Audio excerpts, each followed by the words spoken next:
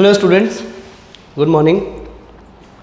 आज हम लोग लाइट पढ़ेंगे एंड मोस्ट प्रोबेबली ये 10th वीडियो होगा लाइट का।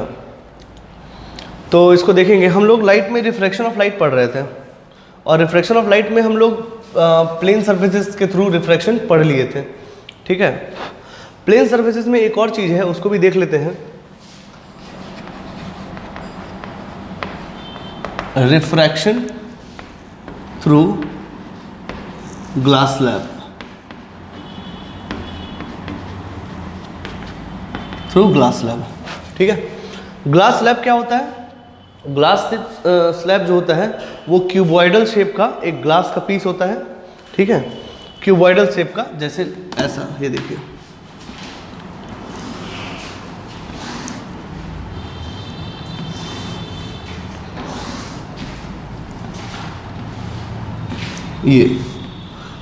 ये है आपका ग्लास स्लैब। ठीक है, तो इसके थ्रू रिफ्रैक्शन कैसा होता है ये हमको बस देखना है। ठीक है ना, तो ये बेसिकली आपका 3D शेप में ग्लास स्लैब ऐसा होता है जो कि क्यूबॉइडल शेप का होता है, ग्लास का बना होता है। ठीक है, और इसका भी अपना एक रिफ्रैक्टिव इंडेक्स होगा। ठीक है, चलिए इसको हम देखते हैं। ग्लास स्लैब देखिए कैसा होता है।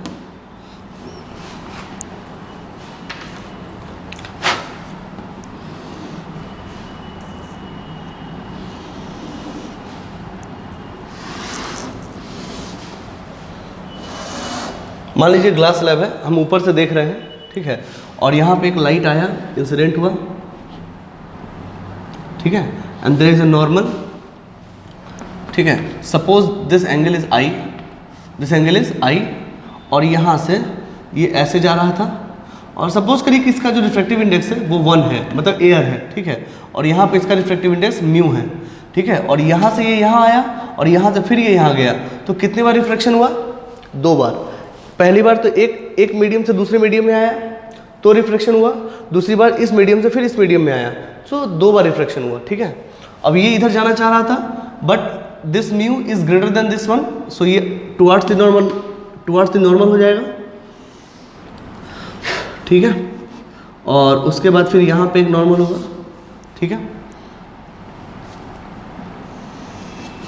अगर आप ध्यान से देखो तो समझ में आएगा, ये नॉर्मल है, ये भी नॉर्मल है, और इस नॉर्मल ये दोनों नॉर्मल है। ये एंगल आई है, suppose this angle is r, और ये दोनों पैरेलल होंगे, ये नॉर्मल और ये नॉर्मल पैरेलल होगा, तो ये आर होगा तो ये भी आर होगा। ठीक है, और यहाँ पे ये जाना चाह रहा था ऐसे, बट ये यहाँ से रेयर मीडियम में जाएगा तो अवे जाएगा। इट इज़ लाइक दिस, ये ऐसे चलेगा। सो दिस इज व्हाट, इसको बोलते हैं हम लोग ई, angle of emergence. Angle of emergence, ध्यान से सुनिएगा। ये है इंसिडेंट रे, ये है रिफ्रैक्टेड रे, और ये है इमरजेंट रे। इमरजेंट मतलब फिर से वापस अपने मीडियम में चला आया। So this is emergent ray, इसको क्या बोलते हैं? Emergent ray. And this angle with the normal is called what? Angle of emergence. This is angle of refraction. संयोग से ये दोनों पैरेलल है तो ये बराबर होगा अल्टरनेट इंटीरियर एंगल में। ठीक है, this is called angle of incidence. ठीक है, तो इसका हम देखते हैं कंडीशन। अगर हम यहाँ पे रिफ्रैक्शन कराएं इस सरफेस पे तो क्या हो जाएगा? 1 into sine I is equal to mu into sine are. ठीक है, मतलब sine i upon sine r is equal to mu upon 1। Okay, अब हम ये तो फर्स्ट सरफेस से हुआ, अब सेकंड सरफेस से करेंगे तो म्यू इंटू साइन आर, क्योंकि इसका इंसिडेंट एंगल ये है, तो mu into sine r is equal to 1 into, फिर ये 1 आ गया, 1 into sine e. So will have sine r upon sine e is equal to 1 upon mu. ठीक है, now this is 1 and this is 2। ठीक है, मल्टीप्लाई कीजिए इन दोनों को। अगर आप मल्टीप्लाई करेंगे तो यहाँ पे कुछ ऐसा आएगा,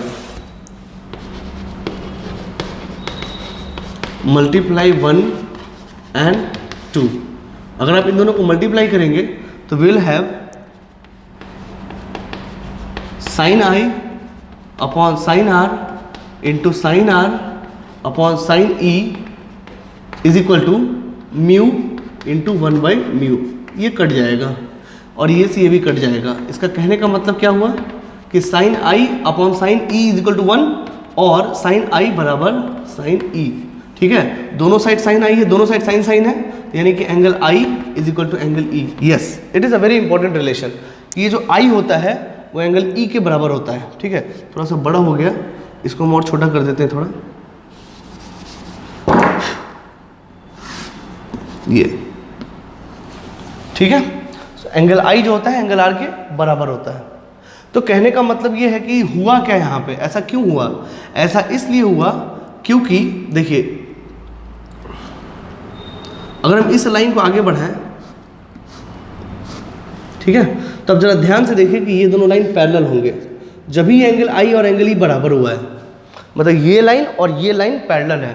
अगर हम आपसे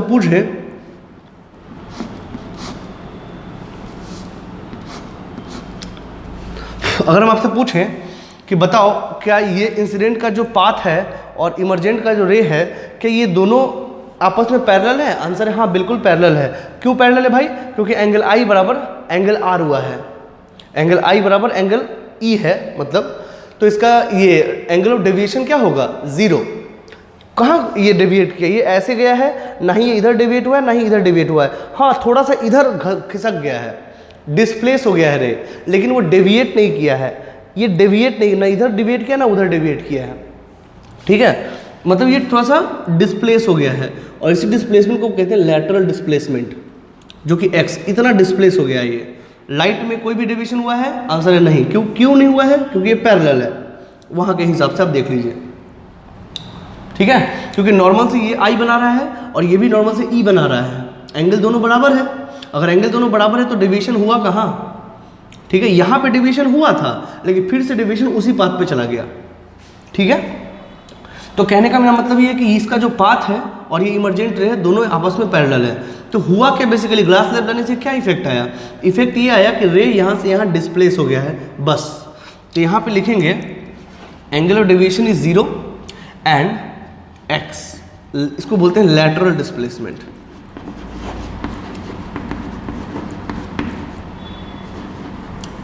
लैटरल डिस्प्लेसमेंट। ठीक है, अब इसको भी निकालना पड़ता है। ठीक है, कैसे निकालते हैं देखिए, मान लीजिए ग्लास स्लैब का थिकनेस है जो आपका है T। ठीक है, ध्यान से देखिएगा थोड़ा। ठीक है, मान लीजिए इसको आप ऐसे कर लीजिए। अगर आप ध्यान से देखिए तो मान लीजिए ये है, पहले इसको नोट कर लीजिए, आप अच्छे से नोट कर लीजिए, फिर हम आगे चलते हैं। यहाँ से एक बात पता चलता है कि एंगल आई बराबर एंगल आर है, एंगल ई है। ठीक है, जिसके कारण लाइंस क्या हो गए? पैरेलल हो गए। लिखना चाहे तो इसे लिख सकते हैं।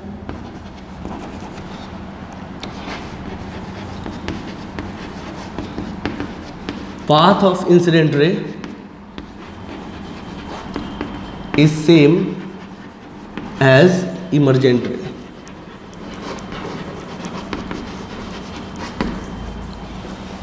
ठीक है, तो दोनों का पाथ सेम है, बस क्या हुआ है, इमरजेंट रे थोड़ा डिस्प्लेस हो गया है। ठीक है, अब हम लोग लैटरल डिस्प्लेसमेंट कैलकुलेट करेंगे। अब इसको लिख लीजिए, पॉज करके लिख लीजिए वीडियो। चलिए हम लोग कैलकुलेट करते हैं। कई बार सवाल में पूछा जा सकता है ये आपसे।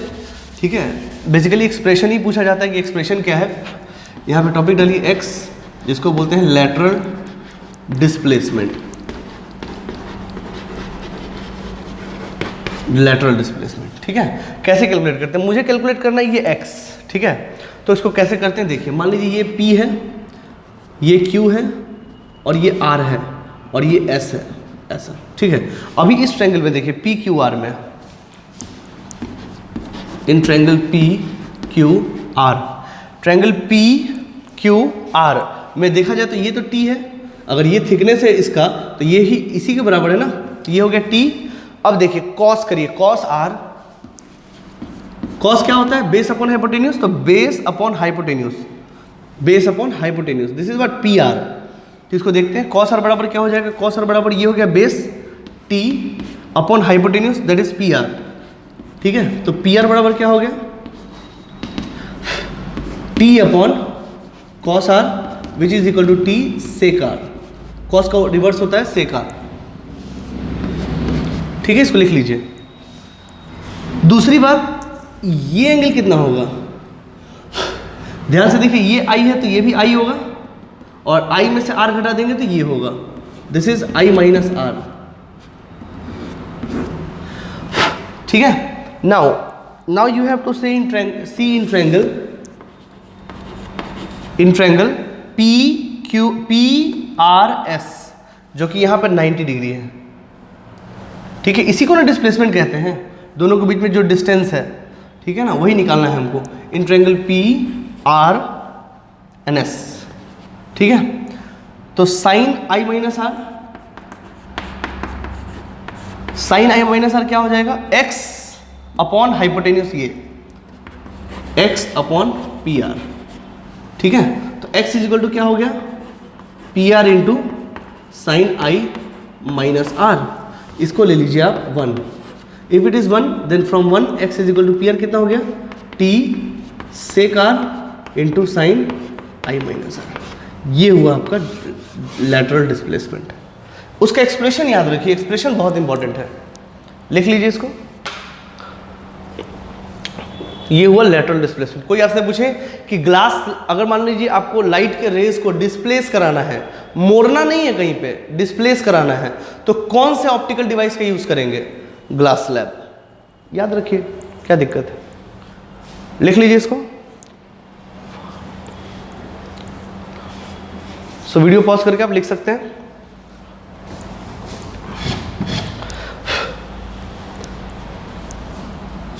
चलिए, ये हो गया आपका रिफ्लेक्शन थ्रू प्लेन सर्फेसेस, जो था वो आपका यहाँ तक था। अब हम लोग आते हैं रिफ्रैक्शन थ्रू स्फेरिकल सर्फेसेस। इसमें हालांकि और भी बहुत कुछ है, बट आपके सिलेबस में नहीं है, आपके सिलेबस में इतना बहुत है, सफिशिएंट है, that is more than sufficient.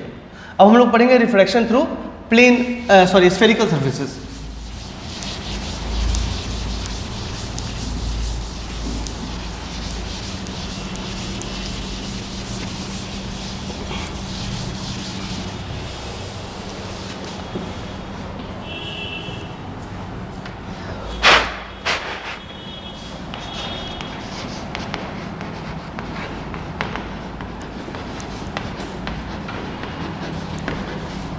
Refraction through spherical surfaces.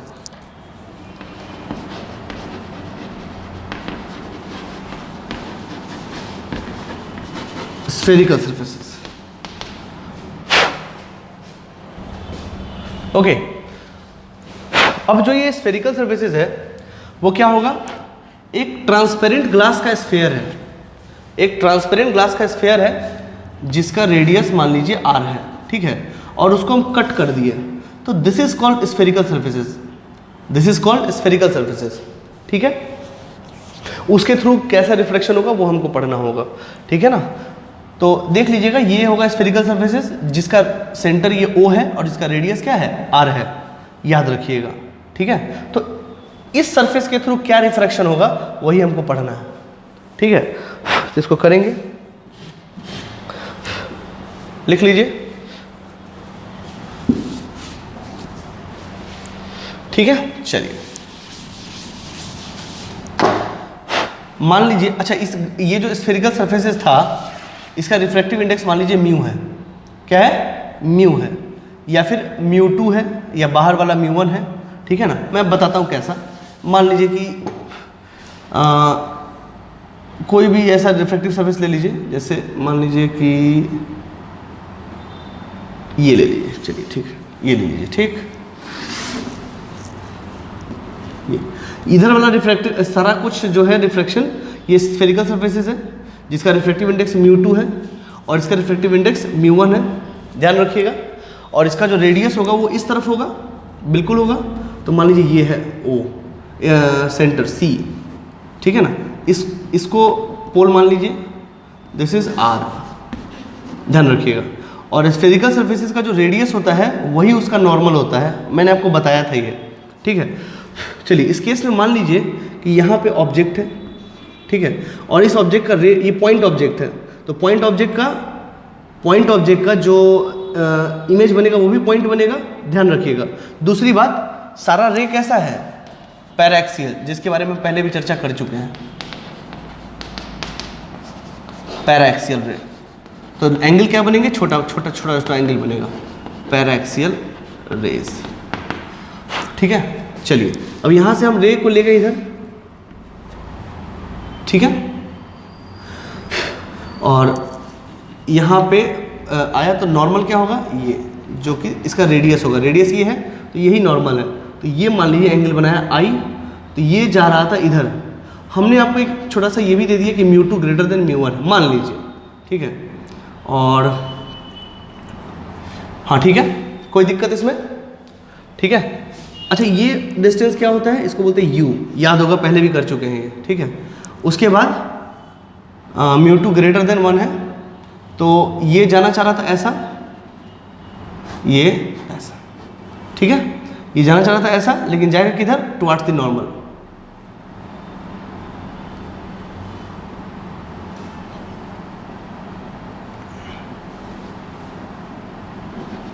Towards the normal. एक काम कीजिए, ज़्यादा आसान होगा इसको प्रूफ करना कि μ2 इज लेस देन μ1, ठीक है ना। ऐसा इसलिए कि फिगर अच्छा बनेगा, समझ में आएगा, तो हम इसको इधर कर लेते हैं, ये that is away from the normal. ऐसा होगा तो यही होगा ना, और दिस इज, ये फिर ऐसा यहाँ पे कट करेगा, ठीक है, और ये वाला जो रे रहेगा वो ऐसा जाएगा और ऐसा ही लौटेगा। क्यों? क्योंकि अगर यहाँ गया तो इसका नॉर्मल तो यही है, एंगल आई बनाया 0 तो एंगल आर भी 0 होगा, तो ये सीधा ऐसे बैक ट्रेस करेगा, ठीक है। ये कंडीशन है, ठीक है।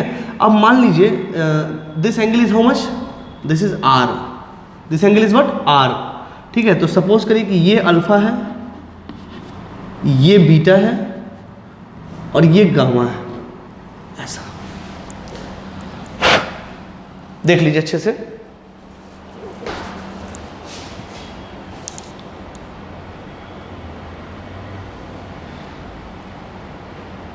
देख लीजिए इसको,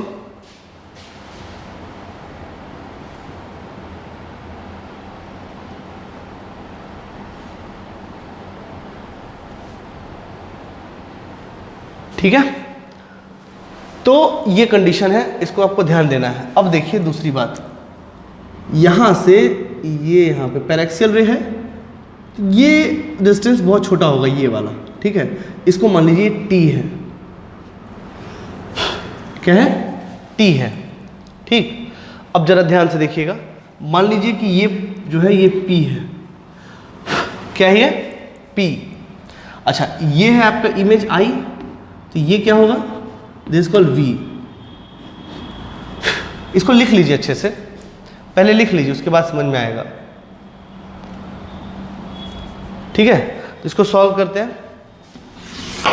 अभी आपको देखना है इन ट्रायंगल ओ पी, अच्छा ये, अच्छा यहाँ पी लिया जा चुका है। एक काम करिए, इसको आप ले लीजिए क्यू और ये ले लीजिए आर, ठीक है। बट ये पी आर जो है बहुत छोटा है, पी आर जो है वो बहुत छोटा है, 0 है, ठीक है। तो अब देखिए इन ट्रायंगल, क्यों छोटा है, क्योंकि पैरेक्सियल रे है। In triangle o q r, अगर आप ध्यान से देखो तो tan अल्फा क्या होगा, tan अल्फा हो जाएगा this upon this, tan alpha is t upon u, this is u, ठीक है। उसके बाद अच्छा एंगल, क्योंकि एंगल बहुत छोटा है, क्योंकि पैरेक्सियल रे है, तो it is approximately equal to alpha, which is approximately equal to sine alpha. ध्यान रखिएगा सारी बातें। दूसरी बात, in triangle i q are,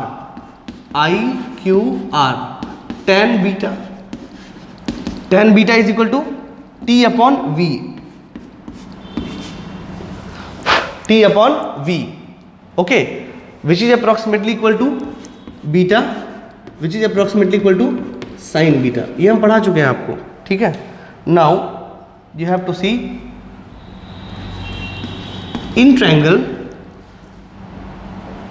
C Q r, tan gamma is equal to this t upon this one r, ठीक है, which is approximately equal to gamma and which is approximately equal to sin gamma। ध्यान sin gamma याद रखिएगा,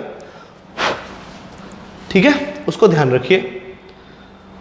उसके बाद हम लोग आते हैं, अगर आप ध्यान से देखो इस ट्रायंगल में आई, क्यू और सी में रे ऑप्टिक्स है, बनने के बाद समझ में नहीं आएगा, बनते बनते समझ में आएगा, ठीक है ना।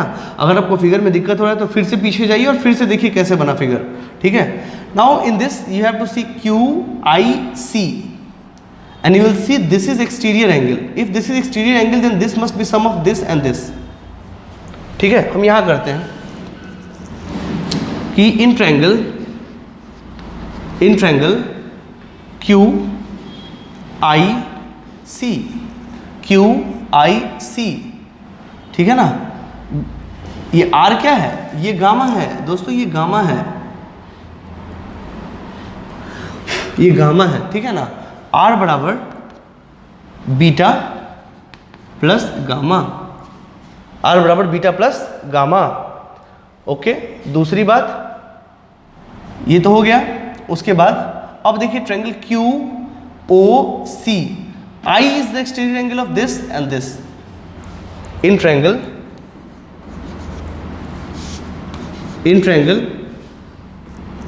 O Q C,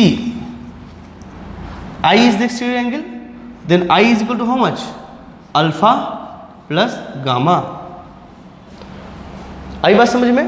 लिख लीजिए इसको अच्छे से, लिख लीजिए, सबको लिख लीजिए, स्टेप बाय स्टेप लिख लीजिए सभी को, और ध्यान रखिएगा, ठीक है। इसको मान लीजिए 1 जरूरत पड़ेगा हमको 1, इसको मान लीजिए 2 और इसको मान लीजिए 3, ठीक है।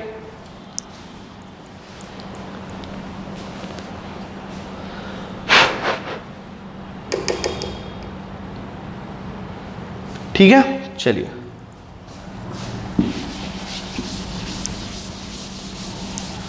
अब आते हैं हम लोग इस सरफेस पे। इस सरफेस पे इधर क्या है μ1, इस सरफेस पे रिफ्रैक्शन लगाइए, मतलब लॉ ऑफ रिफ्रैक्शन, तो μ1 इंटू साइन आई, क्योंकि ये तो नॉर्मल है, तो μ1 into sine I is equal to μ2 into sine are, ठीक है। अच्छा तो भाई साहब, अच्छा साइन आई किसके बराबर है, आई के बराबर है, तो μ1 into I, because angles are very small, into R. अब आई और आर की जगह पे क्या डाल सकते हैं, μ1 इंटू बीटा प्लस गामा, नहीं आई है ना, आई नीचे है, हाँ, alpha plus gamma is equal to μ2 into R बराबर is how much, beta plus gamma. कहीं नहीं, एकदम बेसिक से उठाना है, इसमें कहीं से कोई दिक्कत नहीं है, ठीक है। अब इसके वैल्यूज को लिख दीजिए। ये आपने कहाँ से लिखा, तो इसको मान लीजिए वो वहाँ तीसरा आया था ना, इसको 4th मान लीजिए, इसको 5th मान लीजिए, ठीक है। और यहाँ लिख दीजिए from 4th and 5th, from 4th and 5th, ठीक है। नाउ फ्रॉम 1 2 3, ठीक है। 1 2 3 जो था पहले, उसमें इसकी वैल्यूज जो थी उसको डाल दीजिए। μ1 इंटू अल्फा का वैल्यू कितना था, t अपॉन यू, देख लीजिएगा, चेक कर लीजिएगा आप, t upon u, plus gamma का वैल्यू क्या था, t upon are,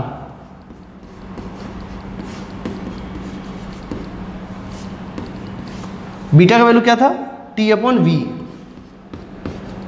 plus gamma का वैल्यू क्या था, t upon r, t upon r, ये ठीक है।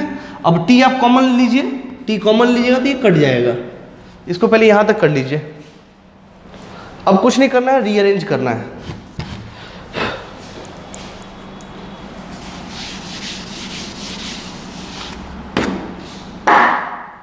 इसको रीअरेंज करना है। So if you rearrange it, it would be μ1 upon u plus μ1 upon r is equal to μ2 upon v plus μ2 upon r, ठीक है, ये कंडीशन। अब कहने का मतलब है, तो इसको आप इधर ले आइए, this is what μ1 upon U minus mu two upon V is equal to mu two minus mu one into one by R. इसको उधर लेके गए, ठीक है। क्या ये फॉर्मूला कंप्लीट हो गया? ये है आपको spherical refraction through spherical surfaces का फॉर्मूला। लेकिन क्या ये फॉर्मूला कंप्लीट है? आंसर है नहीं। साइन कन्वेंशन भी तो चाहिए। तो साइन कन्वेंशन कैसा चाहिए होता है? साइन कन्वेंशन क्यों लगाते हैं? ताकि आंसर जो आए वो साइन कन्वेंशन के साथ में आए, ठीक है। तो यहाँ देखिए साइन कन्वेंशन वैसा ही चलता है जैसा पहले कराए थे आपको, कि direction of the incident ray is taken to be positive. मतलब कि ये डायरेक्शन है इंसिडेंट रे का, इंसिडेंट रे ये ना जो ऑब्जेक्ट से निकल रहा है। तो if it is incident ray तो डायरेक्शन इसका ये है, तो उधर वाला क्या होगा? पॉजिटिव, और इधर वाला क्या होगा? निगेटिव। उधर वाला क्या होगा? पॉजिटिव, इधर वाला क्या होगा? निगेटिव, ठीक है। कहने का मतलब तो आर क्या हो गया? पॉजिटिव, और यू और वी क्या हो गया? निगेटिव। इसको लिख लीजिए अच्छे से। आप वीडियो पॉज करिए और इसको लिख लीजिए सारी बातों को।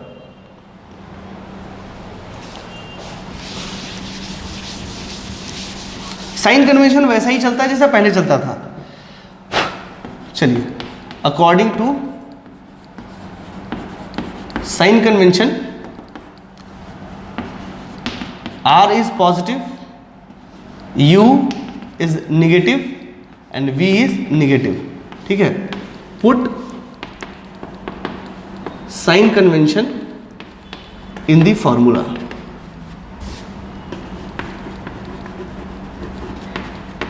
In the formula. So if you see, put sign convention, it would be mu1 upon minus U minus mu two upon minus v is equal to mu two minus mu one into one by plus r, ठीक है। तो उसमें तो कोई दिक्कत नहीं है, इसमें दिक्कत है। ये वाला प्लस हो जाएगा, ये वाला माइनस हो जाएगा, तो तरीका ऐसा हो जाएगा। Mu two upon we minus mu one upon you is equal to mu two minus mu one upon r. ये है फॉर्मूला आपको refraction through spherical surfaces, refraction through spherical surfaces, ये इसका एक्सप्रेशन है। अब ये साइन कन्वेंशन के साथ आपको आंसर देने के लिए रेडी है, स्फेरिकल सरफेसेस। अब कई लोग पूछेंगे कि सर अगर हम यहाँ पे इसको बड़ा ले लेते तो क्या होता? आंसर तब भी आता, फिगर थोड़ा इसको इधर लेके उधर मिलाना होता और फिगर उस हिसाब से आएगा, लेकिन इसमें कोई दिक्कत नहीं आएगा। इस एक्सप्रेशन में एक्सप्रेशन यही लौटेगा। आप करके देख लीजिएगा, आप ट्राई कर लीजिए खुद से, ठीक है। इसको इधर किया तो फिगर थोड़ा आसानी से बन गया है, इसलिए हम ये कंडीशन लिए हैं। आप वो भी लीजिएगा तो भी आंसर आएगा, ठीक है। लिख लीजिए इसको। कभी कोई पूछे कि refraction through plane surfaces spherical surfaces का फॉर्मूला क्या है? ये है, ठीक है, जिसमें म्यू टू उधर वाला है और म्यू वन इधर वाला है। ऑब्जेक्ट म्यू वन में होगा, इसको ध्यान रखना है आपको। लिख लीजिए।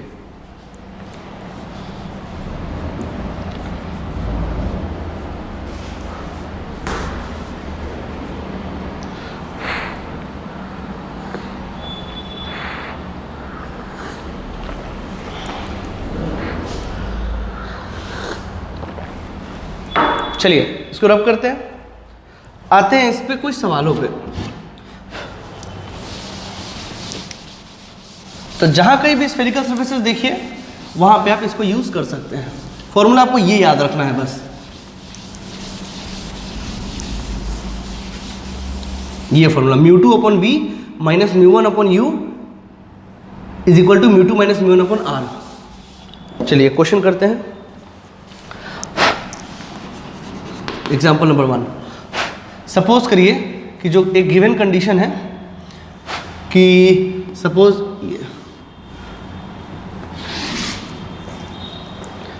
सर आप तो ऐसा बनाए थे, कोई ऐसा ही बना, ये भी तो स्फेरिकल सर्फेसेस है, यहाँ भी वो वैलिड होगा, ठीक है। ये मान लीजिए कि इसमें दिया हुआ है आर जो है वो 20 सेंटीमीटर है, ये दिया हुआ है, ठीक है। और इसका जो है, अब बताओ म्यू वन कौन होगा, म्यू टू कौन होगा? बस साइन कन्वेंशन के हिसाब से मिला दीजिए। म्यू वन पहले वाला होता है, म्यू वन, तो मान लीजिए ये म्यू दिया हुआ है और ये दिया हुआ √2, ऐसा कुछ भी ले लीजिए, क्या दिक्कत है। और ये होगा μ2 जो कि 1 है। मैंने ले लिया रैंडम वैल्यू, ठीक है। और ऑब्जेक्ट जो है वो है आपका 30 सेंटीमीटर पे, ठीक है। पूछ दिया कि बताओ इसका इमेज कहाँ बनेगा, पूछा जा सकता है, कोई दिक्कत वाली बात नहीं, ये P है, ठीक। चलिए अगर हमसे पूछ दिया गया V, बोला गया इसमें कैलकुलेट V, कैलकुलेट V मतलब image distance and nature of image पूछ दिया गया, क्या होगा। चलिए बनाते, ये प्रिंसिपल एक्सिस है, पहले सब कुछ वैसा ही है, थोड़ा बहुत चेंज जाता है, रिफ्रैक्शन का केस आ जाता है बस इसमें। पहले तो फॉर्मूला लिख लीजिए कि μ2 upon V minus μ1 upon U is equal to μ2 minus μ1 upon R। पहले तो ये लिख लीजिए आप अच्छे से, ठीक है। अब μ2 कितना है, तो ये इधर वाला हमेशा μ2 होगा, ठीक है।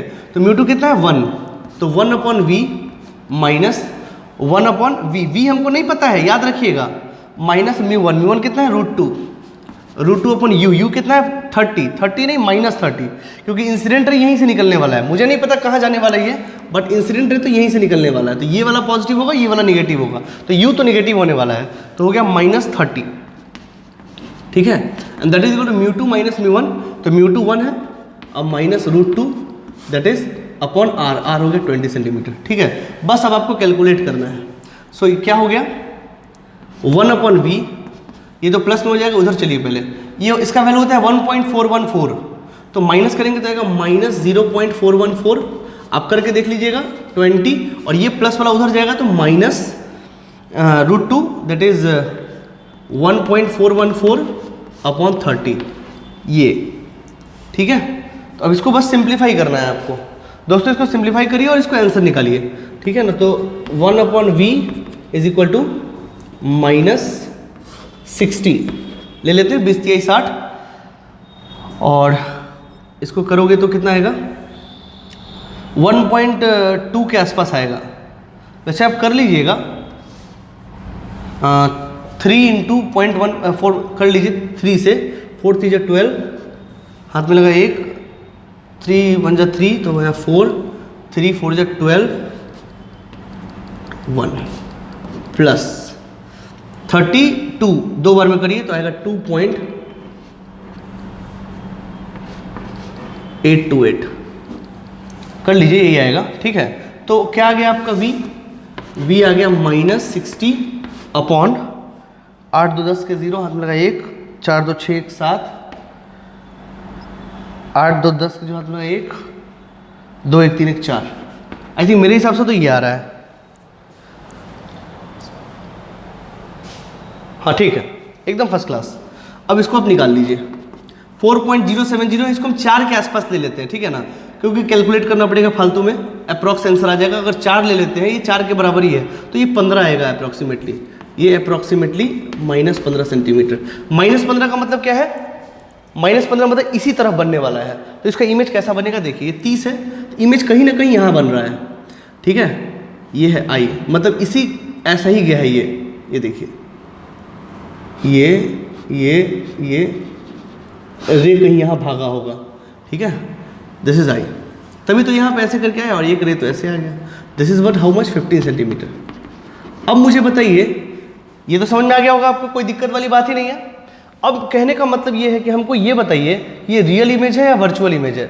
अरे वर्चुअल है भाई, रियली में कहाँ मिले हैं, ये तो ये रे और ये रे कभी जीवन में मिलने वाला नहीं है, तो ये तो वर्चुअली मिले हैं पीछे बैक ट्रेस करके, तो कैसा नेचर है, वर्चुअल इमेज। तो NOI लिखिए, NOI में कि V इज एट -50 सेंटीमीटर, दूसरा वर्चुअल इमेज, और point size object, point size, क्योंकि पॉइंट साइज ऑब्जेक्ट है तो पॉइंट साइज इमेज भी बनेगा, हो गया लो, ठीक है। तो इस तरीके से आपको, अच्छा ये तो ऐसे जा रहा है, अच्छा ऐसे क्यों गया, इधर क्यों गया, क्योंकि भाई ये छोटा है ना, छोटा होगा तो अवे फ्रॉम द नॉर्मल जाएगा, इसलिए वो थोड़ा सा इधर डेविएट करेगा, ठीक है। लिख लीजिए इसको,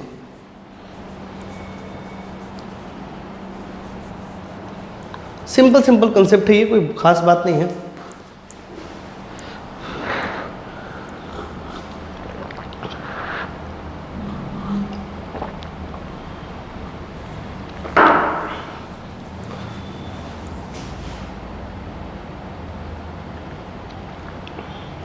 चलिए एक और एग्जांपल ले लेते हैं।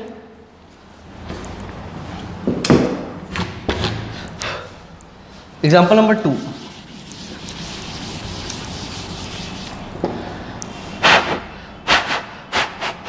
एग्जांपल नंबर 2,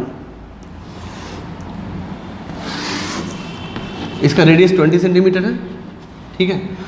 साफ पलट देते हैं सवालों को, क्या कैलकुलेशन फिर से नहीं करना पड़ेगा। मान लो ये है μ2√2 और ये μ1 है 1, एयर है और ये ग्लास है पूरा, ठीक है। और ये सरफेस स्फेरिकल है, यहाँ ऑब्जेक्ट है, मान लो वो भी 30 सेंटीमीटर पे है,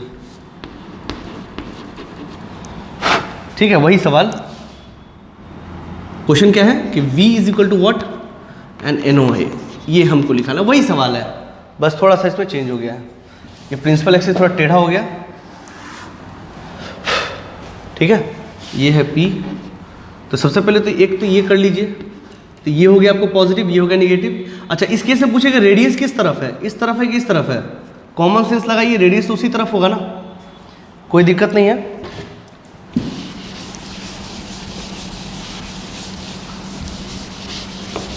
चलिए फिर से करते हैं, कुछ नहीं करना है आपको, सबसे पहले तो वो लिख लीजिए μ2/v। अब आपको याद हो गया होगा ये, दैट इज μ2 माइनस μ1/r, ठीक है। पहले तो ये लिख लेना है आपको। v आपको नहीं पता है, μ2 कितना है, μ2 क्या √2, √2/v, v नहीं पता आपको, तो μ1 कितना है 1 और u कितना है 30 नहीं -30, μ2 कितना है √2 -1, r कितना है 30 +30, क्योंकि r इस तरफ है अब, ठीक है ना, तो +30। तो ये कितना हो जाएगा, ये √2/v + 1/30 इज इक्वल टू 0.414, इसका वैल्यू होता है 1.414, घटाओगे तो यही आएगा, और अपॉन 30, ठीक है। सो आपको आ गया √2/v इज इक्वल टू 0.414/30 -1/, ठीक तो है।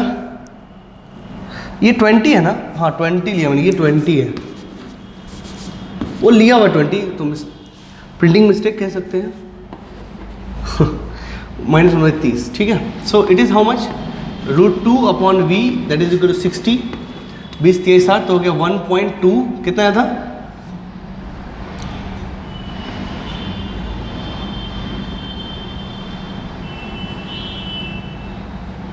हाँ ठीक तो है, -2, ठीक है। So it would be what, √2/v is equal to, ये माइनस आएगा 1.242 माइनस ये आ जाएगा I think 0.76, I think this approximately इसी के बराबर आएगा, ठीक है, और इंटू 60, ठीक है। तो v कितना हो गया, v हो गया 1.414 इंटू 60 अपॉन 0.76 माइनस, देख लीजिए ये इसको इधर लेके गए, ये दोनों मल्टीप्लाई और नीचे इसको लेके चले हैं, ठीक है। अब इसको कुछ नहीं करना है आपको, मल्टीप्लाई करना है, ठीक है। तो मल्टीप्लाई करिए इसको, तो मल्टीप्लाई करने पे क्या आएगा,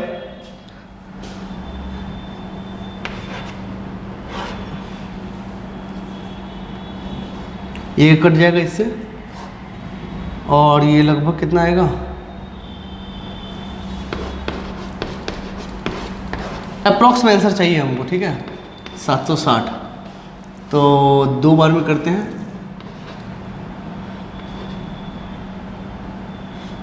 200 6 2 12, हाथ में 1 7 2 14 1 15, यानी कि ये कुछ 1 पॉइंट कुछ करके आएगा, 1 4 13 में से 7 गया 6, 1.0 कर लीजिए, ठीक है। और 9 बार में लगाते हैं, तो 9 0 9 से 54 लगा 5 9 से 63 64, 9 से 54 लगा 5 9 से 63 5 नहीं सॉरी 900 9 6 54, हाथ में लगा 5, 9 7 63 और 5 68, ये नहीं होगा।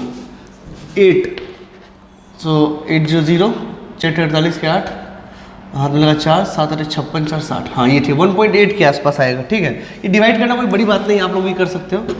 1.8 के आसपास आएगा।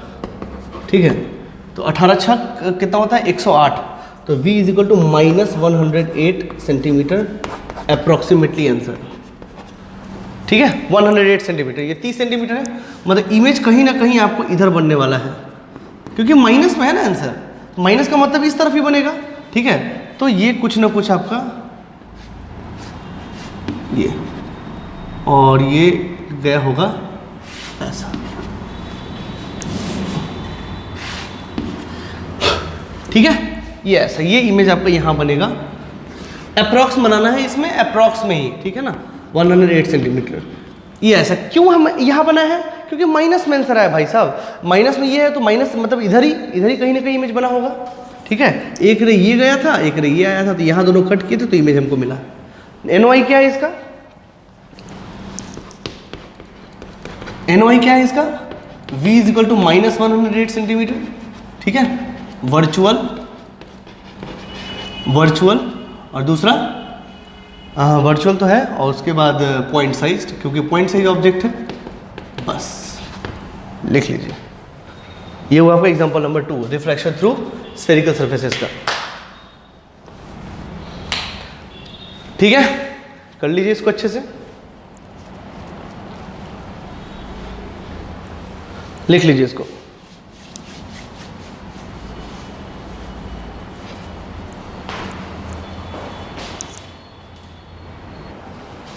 दोस्तों अब आपका एक नया टॉपिक स्टार्ट होता है, इसको बोलते हैं रिफ्रैक्शन थ्रू थिन लेंसेज। हम लोगों को थिन लेंसेज ही पढ़ना है, थिक लेंस हमारे सिलेबस में नहीं है और 12th में भी नहीं है, और आगे ऑप्टोमेट्री वगैरह आप करते हो तो उसमें पढ़ना होता है। यहाँ हमारे काम का चीज़ बस थिन लेंस है। ठीक है ना, थिन लेंस लिया गया है, पैरेक्सियल लिया गया है, ये हमारा अजम्पशन अभी भी चलेगा। ठीक है ना, तो इतना सब कुछ पढ़ने के बाद अब हम लोग आते हैं लेंस पे। लेंस क्या होता है भाई, तो दो स्फेरिकल सरफेसेस को मिला के जो ऑप्टिकल डिवाइस बनता है उसको बोलते हैं लेंस। ठीक है ना, जैसे मैं आपको एक एग्जांपल बताता हूँ। ये एक स्फेरिकल ग्लास है जिसका रिफ्रैक्टिव इंडेक्स म्यू है। ठीक है, उसको क्या किया, यहाँ से काटा गया है, यहाँ से काटा गया है। ठीक है, तो यहाँ से निकला ये और यहाँ से निकला ये।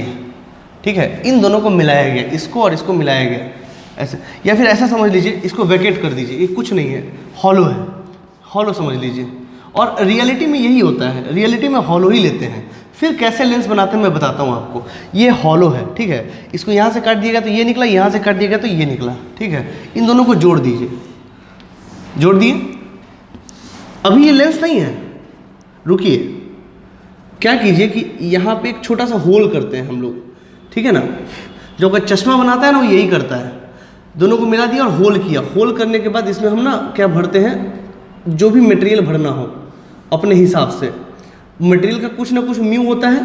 ठीक है, तो ये भरने के बाद फिर इसको क्या करते हैं, फिल कर देते हैं, और तब ये हमारे पास ये बन के आता है। ये भर गया पूरा, इसको बोलते हैं लेंस। ठीक है, ये बेसिकली आपका कन्वेक्स लेंस है। और अगर मोस्ट अप्रोप्रिएटली बोला जाए, चलिए पहले हम बाद में बात करेंगे उसका, पहले देख लीजिए, इसको बोलते हैं कन्वेक्स लेंस। ये हो गया कन्वेक्स लेंस। ठीक है, तो क्या किए समझ में आया, इसको काटे, दोनों को मिला दिए, और फिर अंदर में जो मटेरियल भरना है सहूलियत के हिसाब से कैलकुलेट करते हैं, अभी पढ़ाएंगे आपको, उसमें भर देंगे वो म्यू, और वो हमारा एक लेंस तैयार हो गया। ठीक है, तो लेंस का ये लेंस है जिसका रिफ्रैक्टिव इंडेक्स क्या है, म्यू। ऐसे हम लोग निकालते हैं। ठीक है, अब जरूरी नहीं कि इसको ऐसे ही मिलाएं, इसको हम उल्टा ही मिला सकते हैं, ऐसे। ठीक है, फिर क्या किए, दोनों स्फेरिकल सरफेसेस है, इसको फोड़े और यहाँ पे भरे। ठीक है, भरे, जो भी मटेरियल भरना हो, तो भरने के बाद जो तैयार हुआ वो कुछ ऐसा हुआ, वो कुछ ऐसा हो गया।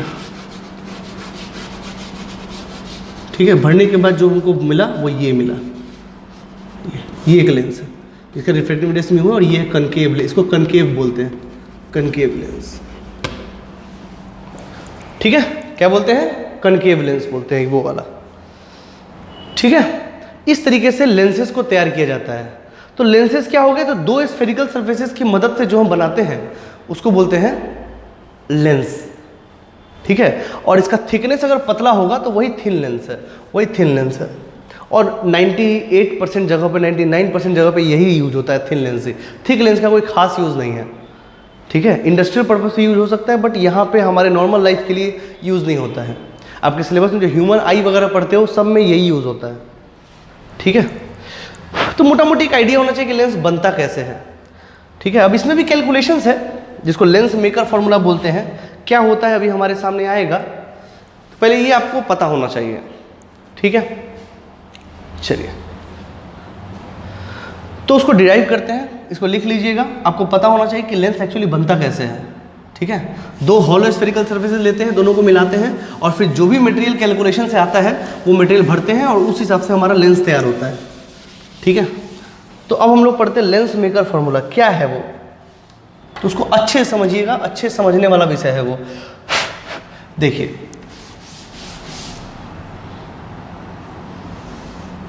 बड़ा ही इंपॉर्टेंट टॉपिक है ये। थिक हम इसलिए लिए हैं, आपको लग रहा होगा ये थिक है, इसलिए लिए हैं ताकि आपको समझ में आए, ठीक है ना, रेस दिखाई दे आपको।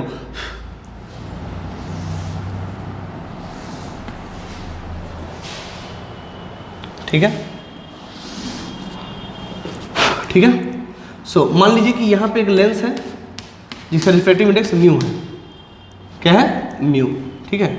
और यहाँ पे ये 1 है और ये 1 है, ठीक है। मैं आपसे अगर पूछूं, जिस तरह ग्लास स्लैब था, ग्लास स्लैब में कितने रिफ्रैक्टिंग सरफेस थे? 2। यहाँ पे कितने रिफ्रैक्टिंग सरफेसेस है? 2। ये है पहला वाला और ये है दूसरा वाला। एक एक करके हम लोग देखेंगे, ठीक है। दूसरी बात, आपको एक बात और भी याद होगा, हम लोग इससे पहले भी कर चुके हैं कि एक सरफेस से दूसरे सरफेस पे अगर कंटिन्यूअसली जाते हैं तो हमको एक बात का खासा ख्याल रखना पड़ता है कि पहले सरफेस से जो इमेज बनता है वो दूसरे सरफेस के लिए ऑब्जेक्ट होता है। याद करिए, हम पहले बताए थे आपको, है ना। एक सरफेस से जो इमेज बनेगा वही उसके लिए ऑब्जेक्ट बनेगा, इस बात को याद रखना है, ठीक है। चलिए, ये पहला सरफेस है तो इस सरफेस का रेडियस कहाँ होगा? इस सरफेस का रेडियस इस साइड होगा, तो मान लीजिए वो है C1। और इस सरफेस का रेडियस मान लीजिए R2, तो मान लीजिए यहाँ पे है R2, ये है C2, ठीक है। ये है आपका R2, ये है आपका R1, इसको याद रखिएगा। और मान लीजिए कि ऑब्जेक्ट रख लीजिए कहीं पे, यहाँ रख लीजिए ऑब्जेक्ट, या यहाँ रख लीजिए, जहाँ मर्जी वहाँ रख लीजिए, यहीं रख लीजिए ऑब्जेक्ट, ठीक है। इसको हम जब यहाँ से एक इंसिडेंट रे निकाले ये, तो इसके लिए नॉर्मल कौन होगा? ये वाला, क्योंकि पहले सरफेस पे है। पहले सरफेस के लिए नॉर्मल कौन होगा? इसका रेडियस, पहले सरफेस का रेडियस। तो रेडियस तो यहीं से आएगा ना, ये। तो ये हो गया मान लो I, ये हो गया I। अब यहाँ से ये जा रहा था ऐसे, ठीक है, तो ये तो टुवार्ड्स द नॉर्मल आएगा ना। मेरी बात ध्यान से सुनिए, ये एक सरफेस है ये।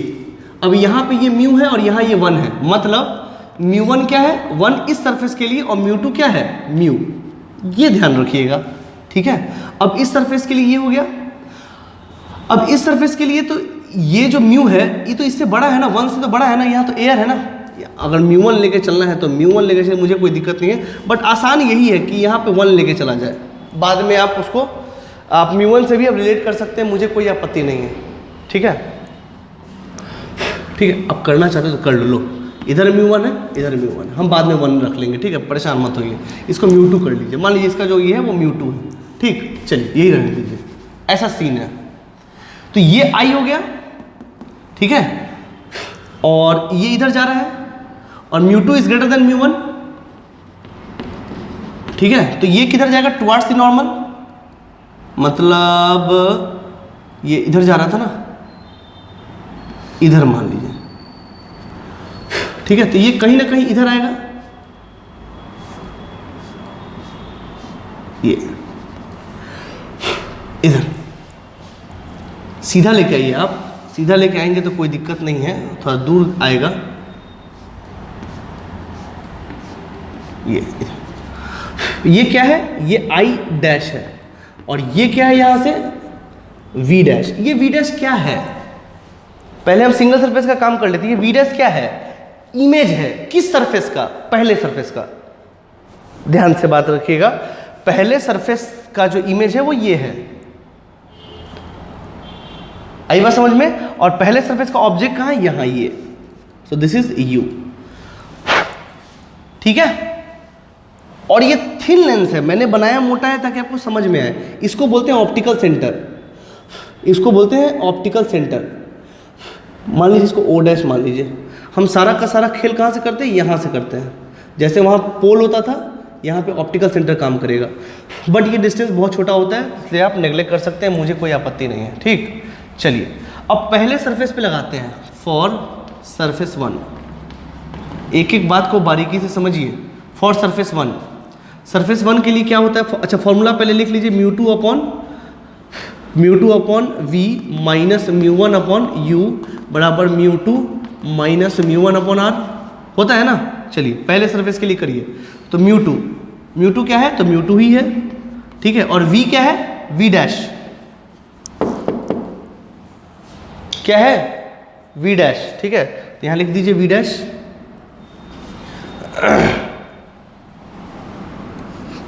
We dash. ठीक है। अच्छा, वी डैश जो है किधर आया है? इस साइड आया है, उसको माइनस में ले लें क्योंकि हमको पता है एक्चुअली में। और यहाँ पे म्यू1 अपॉन यू तो निगेटिव ही होता है। और ये हो गया म्यू2 माइनस म्यू1 अपॉन आर। अब बताइए आर तो लेंगे R1, ये पॉजिटिव है निगेटिव। तो इस सरफेस के लिए डायरेक्शन ऑफ द इंसिडेंट ये है, तो उधर वाला पॉजिटिव होगा, इधर वाला निगेटिव होगा। तो R तो उस साइड है ना, तो R1 तो पॉजिटिव ही होगा। So it is R1। इसको लिख लीजिए पहला।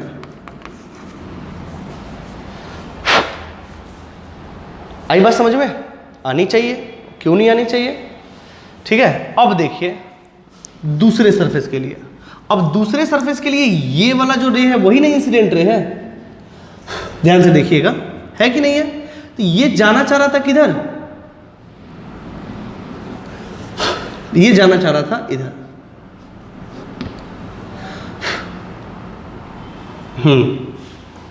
ठीक है। और इसके लिए नॉर्मल क्या है? तो नॉर्मल तो ये वाला होगा ना, ये वाला।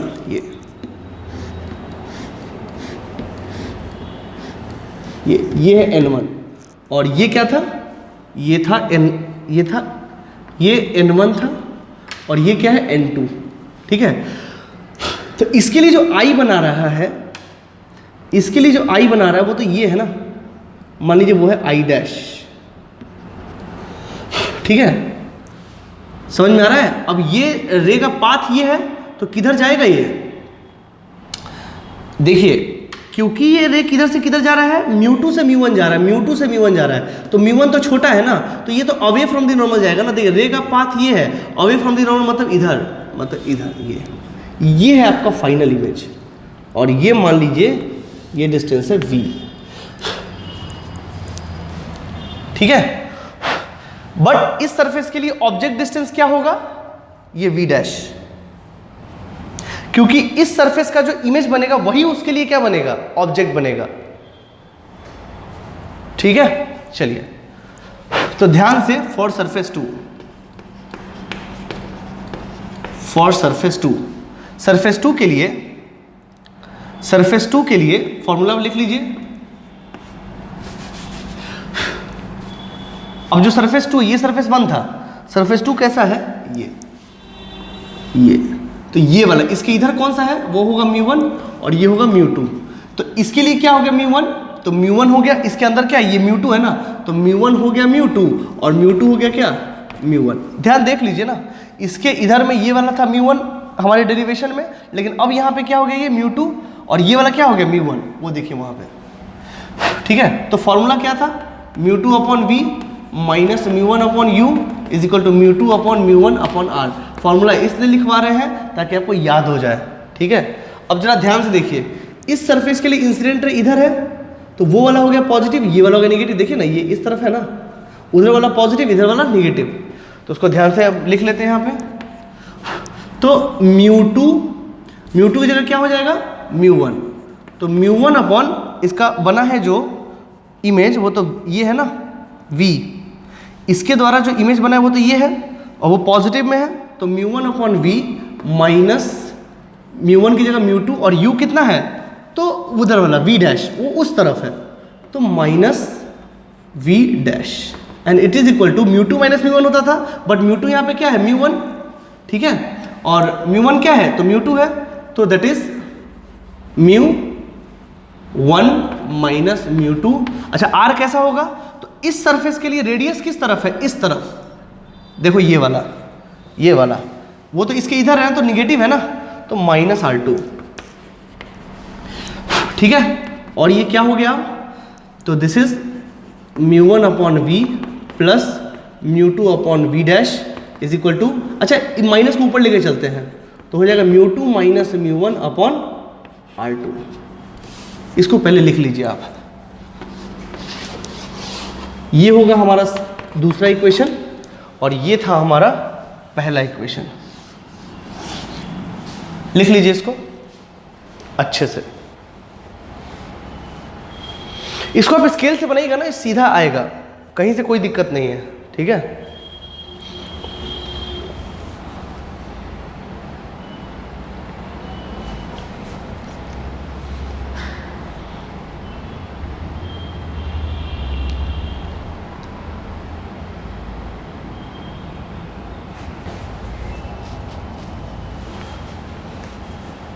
ठीक है दोस्तों, ये आपको आ गया, ठीक है। अब ऐड करना है 1 और 2 को। अच्छा इसका रिलेशन क्या लास्ट में आया था, अगर लास्ट की बात करें इसका एक्सप्रेशन आया है minus μ2 upon v dash plus μ1 upon u is equal to μ2 minus μ1 upon r1। दो सरफेस है इसलिए वहाँ पे थोड़ा झमेला था, ठीक है, लिख लीजिए। अब क्या कर, ये है आपका पहला, यही है आपका 1, कुछ नहीं है ऊपर वाला ही है, उसको मैंने थोड़ा सा सिंप्लीफाई कर दिया है। ऐड करिए 1 एंड 2 को,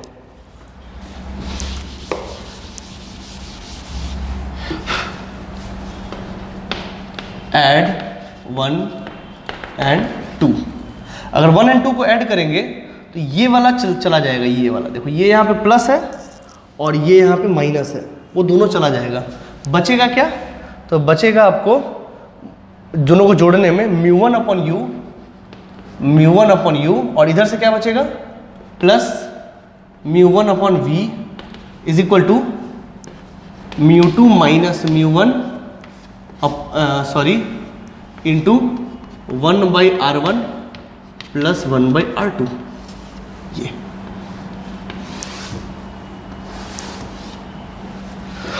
ये आ गया। क्या वो फॉर्मूला कंप्लीट है, आंसर है नहीं। ये फॉर्मूला किसके लिए है, लेंस के लिए है। किसके लिए है, लेंस के लिए है। किसके लिए है, लेंस के लिए है। किसके लिए है, लेंस के लिए है। तो फिर लेंस के हिसाब से उसका हमको साइन कन्वेंशन करना होगा, जब तो साइन कन्वेंशन के साथ आंसर आएगा। तो आंसर है, बात तो सही है। तो बात जब सही है तो उसको भी कर लिया जाए। अब देखिए, अब अगर ये लेंस बनेगा तो काम की बातें क्या है, ये v डैश तो इंटरमीडिएट है ना, u और v आने के बीच में ये v डैश आया है जो कि मेरे किसी काम का नहीं है, इसको हटा देंगे। काम की बात बस इतनी है कि u से v बना, यानी कि मैं बताऊं आपको, काम की बातें तो बस यही थी।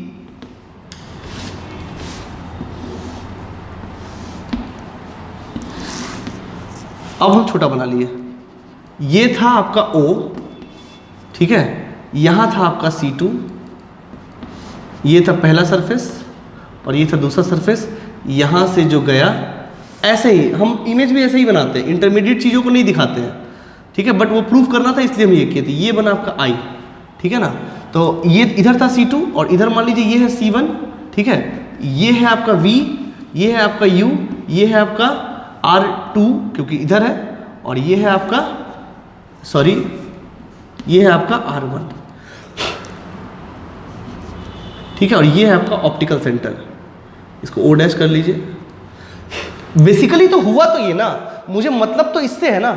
और ये जो था इसका रिफ्रैक्टिव इंडेक्स कितना था, μ2, और इधर कितना था, μ1, और इधर कितना था, μ1, ठीक है। अब जो भी फॉर्मूला डालना है हमको इसी के हिसाब से डालना है। साइन कन्वेंशन चेंज नहीं होगा, वही रहेगा। Direction of the incident is taken to be positive.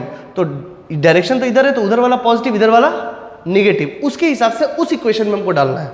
तो डालते हैं, पहले यहाँ थोड़ा और सिंप्लीफाई कर लेते हैं, ठीक है। इसको अगर आप ध्यान से देखिए तो μ1 कॉमन ले लीजिए, μ1 कॉमन लीजिए, क्या कहेगा 1/v plus 1/u is equal to, ये μ1 को सब उधर चला जाएगा तो आएगा μ2 upon μ1 minus 1 into 1 upon r1 plus 1 upon r2।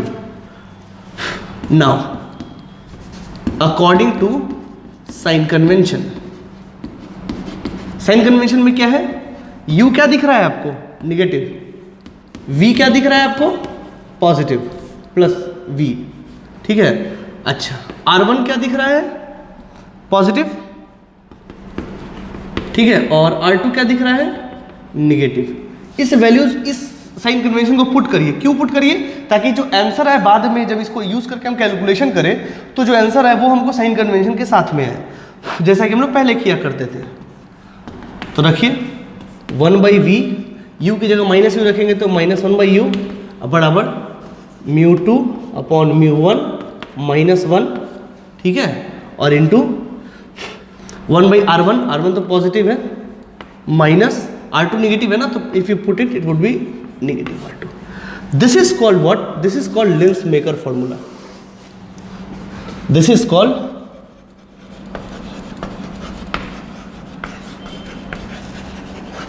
Lens maker formula, ठीक है। और किताबों में भी आपको मिल जाएगा, कोई बहुत बड़ी बात नहीं है।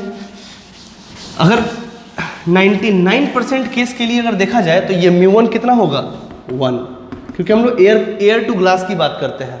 तो अगर ये एयर है, मैं यहाँ ले लूँ, पहले आप इसको लिख लीजिए, अच्छे से पूरा लिख लीजिए वीडियो पॉज करके।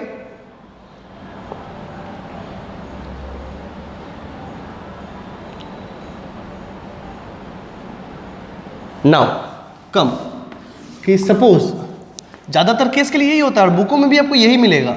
सपोज कि μ2 इज इक्वल टू म्यू और μ1 इज इक्वल टू 1, मतलब एयर ग्लास इंटरफेस, मतलब μ1 इज इक्वल टू 1, तो ये भी हो जाएगा 1 और ये हो जाएगा म्यू। तो क्या हो जाएगा, एक्सप्रेशन क्या आएगा, आएगा 1/v minus 1/u and mu minus 1 into 1/r1 minus 1/r2।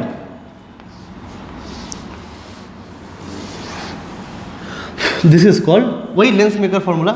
ये लेंस मेकर फॉर्मूला किसके लिए है, glass water, glass air glass interface के लिए, ठीक है ना। और ज़्यादातर बुकों में आपको इसी को लेंस फार्मूला भी बोलता है, क्योंकि वो एयर ग्लास को मानता है। बेसिकली आपको याद रखने वाला बात तो ये है, ठीक। चलिए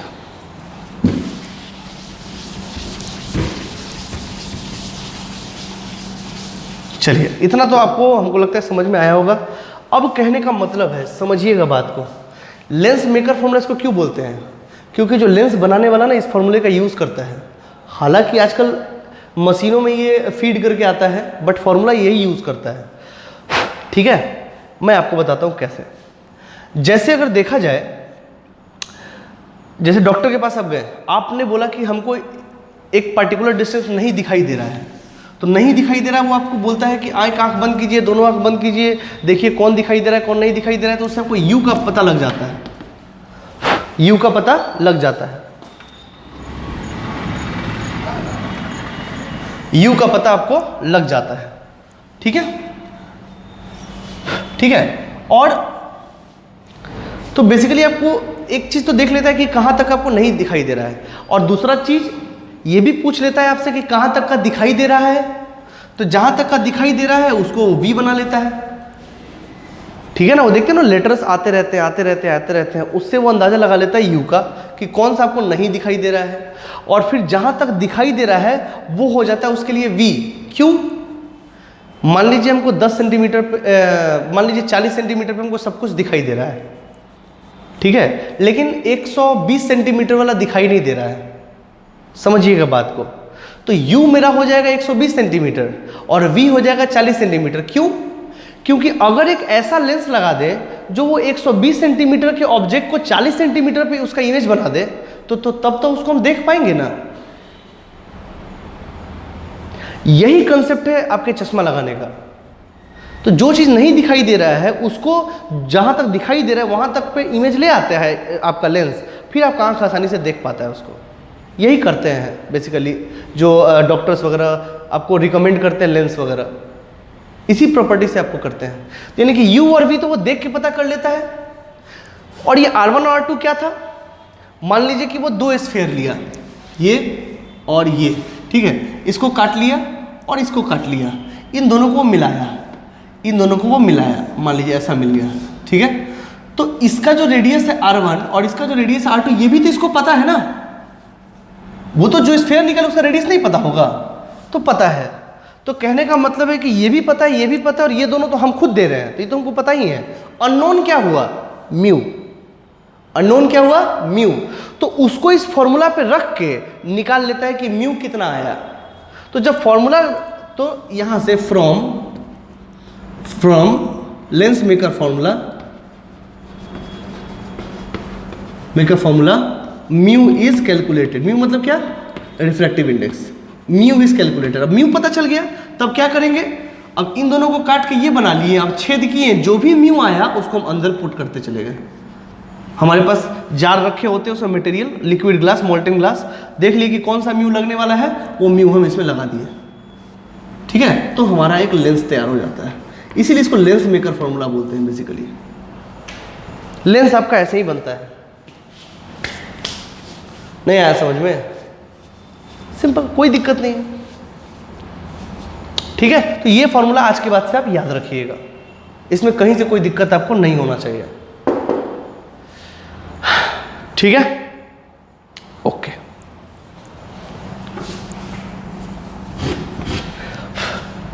सो मेरा भी ओके।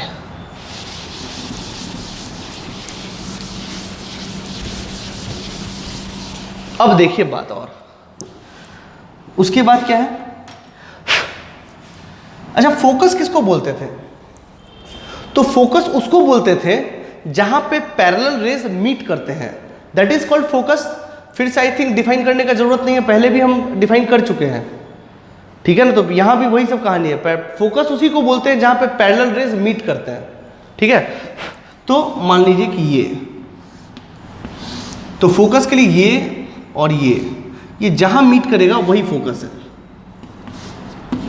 तो ये कितना होता है, इसको कैसे कैलकुलेट करते हैं, तो अगर ये रे इन्फिनाइट से आ रहा है तो U कितना हो गया, इन्फिनिटी। U कितना हो गया, इन्फिनिटी। तो जो V आएगा उसी को ना फोकस बोलते हैं, जहां पे वो इमेज बनाता है, मतलब इसका जो इमेज बनेगा वो तो यहां बनेगा, तो इसका जो इमेज डिस्टेंस है वही फोकस है। फोकस का यही डेफिनेशन है कि इन्फिनाइट वाले रे जहां पे इमेज बनाता है उसी डिस्टेंस को फोकस कहते हैं, ठीक है। तो करके देख लीजिए इस फॉर्मूला में, if you put it in formula तो 1/v को ही f बोलेंगे और -1/u, u तो इन्फिनिटी हो गया, and that is equal to mu -1 into 1/r1 -1/r2, ठीक है। तो ये अब एनीथिंग अपॉन इन्फिनिटी 0 होता है, मतलब एनीथिंग अपॉन 0 इन्फिनिटी और एनीथिंग अपॉन इन्फिनिटी 0 होता है। इसको यहाँ ले आइए, इसको यहाँ ले आइए, ठीक है। आपको तो समझाया होगा आपके टीचर ने। तो ये हो गया आपका 1/f that is equal to mu -1 1/r1 -1/r2, मतलब 1/f किसके बराबर है, इसके बराबर है, ठीक है। So suppose if it is इस केस के लिए ऐसा करिए, इसको लिख लीजिएगा फोकस, ठीक है, फोकस एंड फोकल लेंथ, और उस टॉपिक में ये लिख लीजिए और इसको कर लीजिए 1, ठीक है।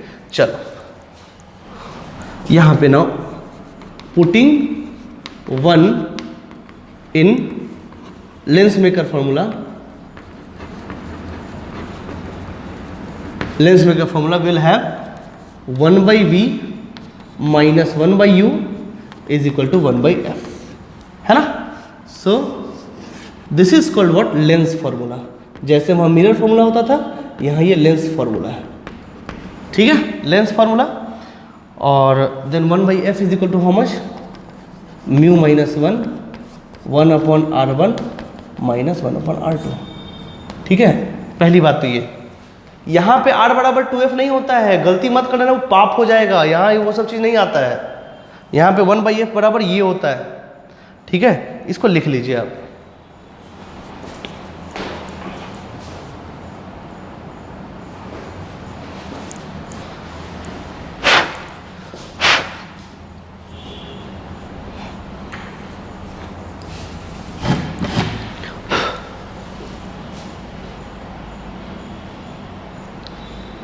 अब वीडियो पॉज करिए और लिख लीजिए इसको।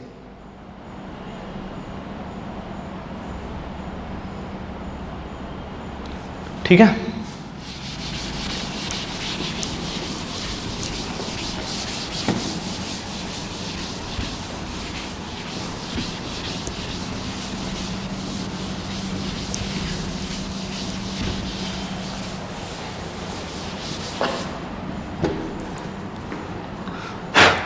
ठीक है। अब देखिए टाइप्स ऑफ लेंस। ठीक है, तो दो स्फेरिकल सर्फेसेस को मिला के बनाते हैं। देखिए एक छोटा सा चीज आता है, मैं आपको बताऊं। जब R1 बराबर R2 हो जाए, मतलब देखिए जैसे एक स्फेयर है, ज़्यादातर यही होता है, 95% केस में यही होता है। तो ये R1 और इसका भी रेडियस क्या होगा, R1 ही होगा ना। तो इन दोनों को मिला के जब हम बनाते हैं तो उसको नाम देंगे हम बाईफोकल कन्वेक्स लेंस। मेरा कहने का मतलब है कि दिया रहे तो भी ठीक है, नहीं भी दिया रहे, कुछ भी इंफॉर्मेशन नहीं दिया हुआ है, तो आप बाईफोकल लेंस ही कंसीडर करोगे। ठीक है ना, अगर नहीं दिया है तो ठीक है, बिना बोले सवाल पूछा जा रहा है, मतलब समझ लीजिए वो बाईफोकल है। बाईफोकल का मतलब होता है कि दोनों का रेडियस सेम है। दोनों का रेडियस क्या है, सेम है। इसको याद रखिए। नहीं सॉरी, मैंने ना ये सॉरी, अगर ये कन्वेक्स लेंस है, दोनों का रेडियस है, उसको बोलेंगे बाई कन्वेक्स लेंस। ठीक है, और इसी से अगर हम कनकेव बनाएंगे तो उसको बोलेंगे बाई कनकेव लेंस। ठीक है, बट जनरली ये दिया नहीं होता है, आप लोग इस सिलेबस में इतना कुछ पढ़ना नहीं है, इसलिए जो भी कन्वेक्स और कनकेव आपके बुक में दिया हुआ है, समझ लीजिए वो बाई कन्वेक्स या बाई कनकेव है। ठीक है ना, वो बाईफोकल लेंथ अलग चीज़ के लिए यूज़ करते हैं, उसके लिए आप टेंशन मत, बाद में हम समझाएंगे आपको, वो आई में पढ़ना है। ठीक है ना, सॉरी मैंने गलती से लिख दिया यहाँ पे। ये बाई कन्वेक्स का मतलब क्या होता है, दोनों का रेडियस सेम है। ठीक है, तो उसको याद रखेंगे। तो टाइप्स ऑफ लेंसेज में जो आएगा, सपोज करिए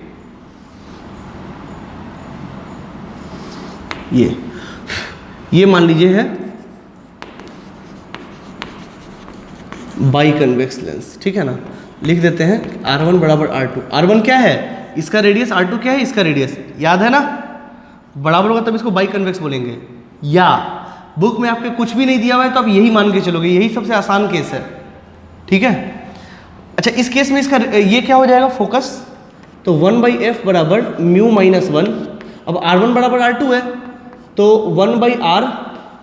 ठीक है, अब देखिए ये पहला सरफेस और ये दूसरा सरफेस, मान लो कि R1 बराबर R2 बराबर R है, ऐसा समझ लो। तो पहले का रेडियस तो उधर होगा और दूसरे का रेडियस इधर होगा, तो R1 पॉजिटिव होगा और R2 निगेटिव होगा। तो R1 पॉजिटिव है तो प्लस R, माइनस 1/-r। तो ये कितना हो जाएगा 1/f, म्यू माइनस 1 इंटू ये प्लस, यानी कि 2/r, मतलब this is 2 into mu minus 1 into r, याद रखिएगा। और म्यू हमेशा 1 से बड़ा होता है, तो ये तो पॉजिटिव आया ना। f बराबर क्या हो गया, r/2 म्यू माइनस 1। r बराबर 2f नहीं होता है, देखो r बराबर 2f into mu minus 1, r बराबर 2f इंटू म्यू माइनस 1। तो यहाँ पे ये 2f के बराबर नहीं होता है, याद रखिएगा। ठीक है, और फिर तो एक नॉर्मल कन्वेक्स लेंस होगा।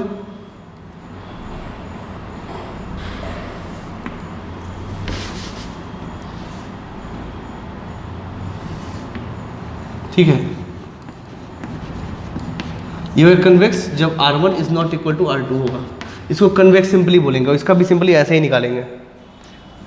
ठीक है, और वो भी पॉजिटिव ही होगा।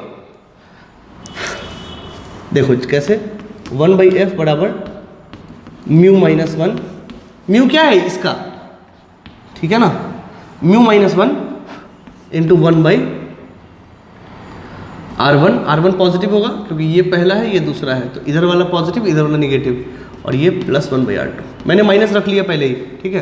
तो कितना हो गया 1/f बराबर mu minus 1 into r1 plus r2 upon r1 r2, ठीक है। तो f बराबर क्या हो गया r1 r2 upon mu minus 1 into r1 plus r2।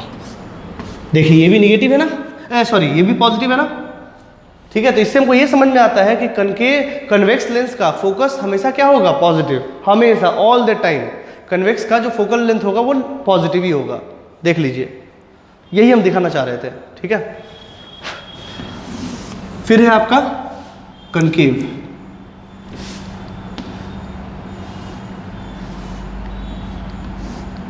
ये कनकेव, ठीक है। इसका क्या होगा, मान लीजिए ये बाई कनकेव है, बाई कनकेव का क्या मतलब, r1 is equal to r2 is equal to r, so if you put it 1/f is equal to mu minus 1। अब देखिए ये पहला सरफेस है ये दूसरा सरफेस है, तो इसका रेडियस इधर उसका रेडियस उधर, तो ये निगेटिव और वो पॉजिटिव, तो क्या हो जाएगा 1/-r और माइनस ये तो पॉजिटिव का पॉजिटिव ही रह जाएगा, तो नीचे जो था वही रह जाएगा। तो ये क्या हो गया f बराबर क्या हो गया, f बराबर हो जाएगा आपका, डायरेक्ट लिख देते हैं हम, that is -r/2 into mu minus 1। देखिए r बराबर क्या हो गया -2f इंटू म्यू माइनस 1।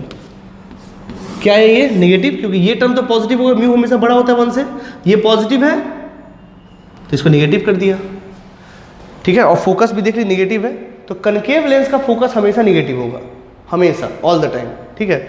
चाहे यहाँ रख के देख लो, ठीक है। अब ये नॉर्मल कन्वेक्स लेंस, ये सपोज करिए ऐसा दिख भी रहा है आपको कि इन दोनों का रेडियस अलग अलग है, ठीक है। इसका 1 इधर रेडियस इधर, तो 1/f is equal to mu minus 1, mu क्या है इसका रिफ्रैक्टिव इंडेक्स म्यू, समझाने की बात नहीं तो ऑटोमेटिक अंडरस्टूड है, तो -1/r1 और -1/r2, ठीक है।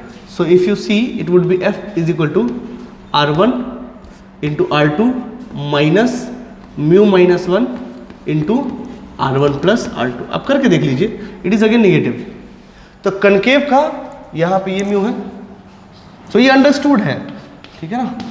अब कभी भी ऐसा ये नहीं है कि फोड़ के फिर उसमें बढ़े हैं, ऑटोमेटिक दिया हुआ है, मतलब म्यू उसका उतना ही है, ठीक है। तो इसका भी आप फोकल लेंथ देख लीजिए, वो निगेटिव आ रहा है और यहाँ भी निगेटिव। एक बात आप याद रखिए, कनकेव का जो फोकल लेंथ होगा वो निगेटिव होगा और कन्वेक्स का जो फोकल लेंथ होगा वो पॉजिटिव होगा। इतना ध्यान रखने में कोई आपका पैसा नहीं लगेगा, ठीक है। चलिए, सो फ्रेंड्स इसको नोट कर लीजिए आप।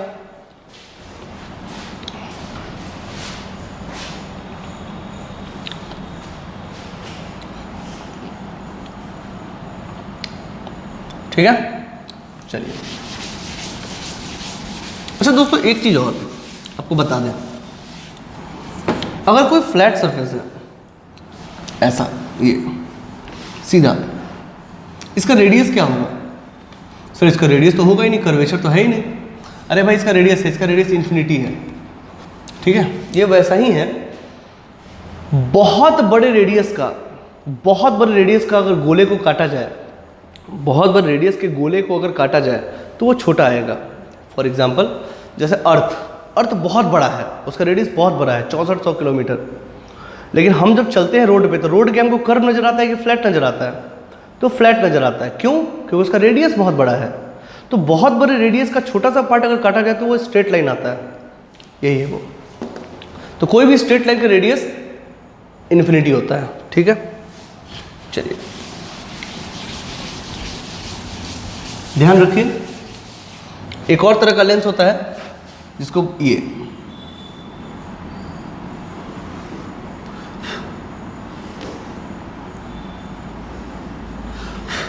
क्या है? एक प्लेन सरफेस है और एक कर्व सरफेस है, ऐसे ही बनाते हैं। इसका मान लो म्यू है ये, ठीक है। ये पहला सरफेस और ये दूसरा सरफेस। R1 क्या हो गया? इन्फिनिटी। R2 क्या हो गया? हाँ कुछ ना कुछ तो है, मान लो ये C2 है, ठीक है। तो इसको क्या बोलते हैं? इसको बोलते हैं plano convex, plano convex lens. एक तरफ प्लेन एक तरफ कन्वेक्स, ये कन्वेक्स, इसको बोलते हैं कन्वेक्स, ठीक है। तो इसका फोकल लेंथ क्या होगा?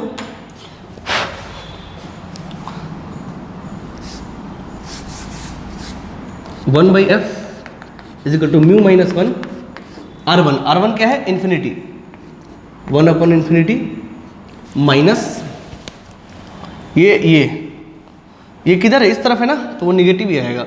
और देखिए सेकंड सरफेस का किस तरफ है? इस तरफ है, तो निगेटिव ही है ना, तो माइनस R2, ठीक है। सो इसका फोकल लेंथ क्या हो गया?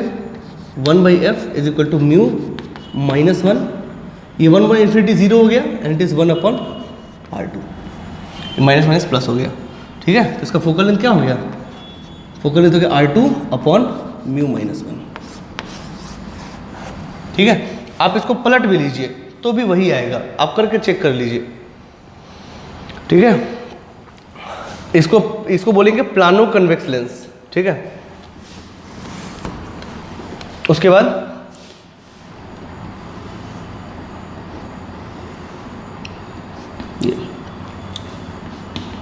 ये म्यू, ठीक है। ये पहला सरफेस, ये दूसरा सरफेस।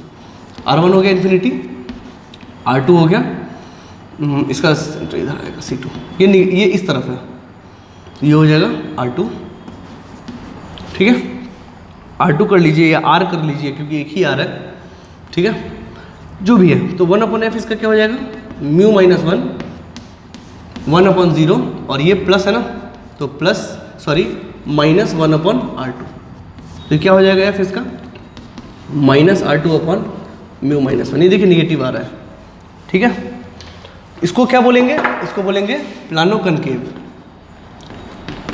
प्लानो कनकेव, एक साइड प्लेन एक साइड कनकेव लेंस, ठीक है। आप इसको पलट भी दीजिए, ठीक है, तो हो जाएगा कनकेवो प्लेन। क्या हो जाएगा? कनकेवो प्लेन। इसके फोकल लेंथ का कोई अंतर नहीं पड़ेगा, आप करके देख लीजिए, इतना ही आएगा।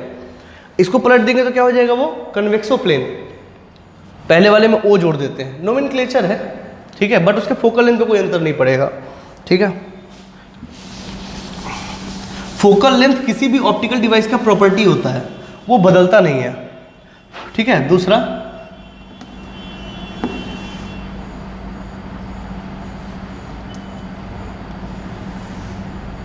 ये, ठीक है, ये क्या हो गया?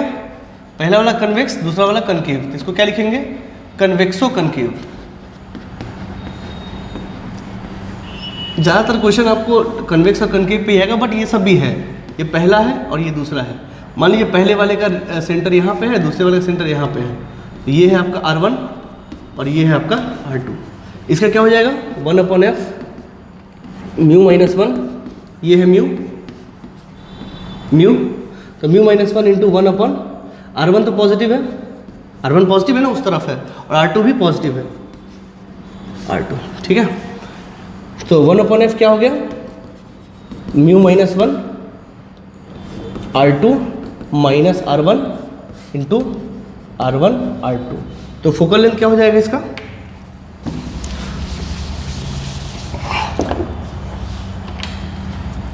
फोकल लेंथ क्या हो जाएगा इसका? R1 R2 upon mu minus one into R2 minus R1, ठीक है। अब अगर R2 बड़ा होगा, ये वाला R2 बड़ा होगा तो ये पॉजिटिव आएगा, और R2 छोटा होगा तो नेगेटिव आएगा। ये प्लस और माइनस कुछ भी हो सकता है, ठीक है, depends upon R1 and R2, ठीक है। तो ये कहानी आपका है। इतने तरह के लेंस है बेसिकली मार्केट में अवेलेबल, ज़रूरत के हिसाब से आपको इसको लगाया जाता है, ठीक है। देख लीजिए इसको,